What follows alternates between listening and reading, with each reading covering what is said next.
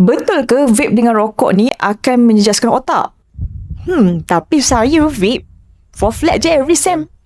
Saya vape dengan rokok bersulam, KPI saya hit je setiap bulan. Yakin ke?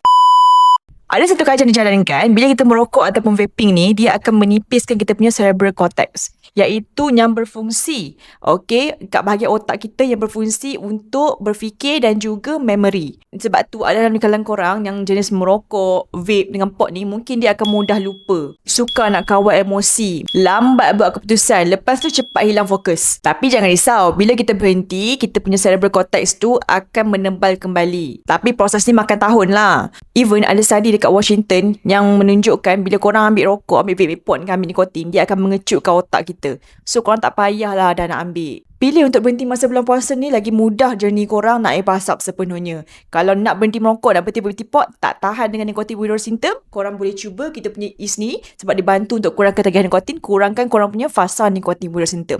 So lagi mudah lah proses korang untuk berhenti nanti. Dapatkan sekarang kat Beg Kuning sempena dengan kempen Bazar Ramadan hari ini.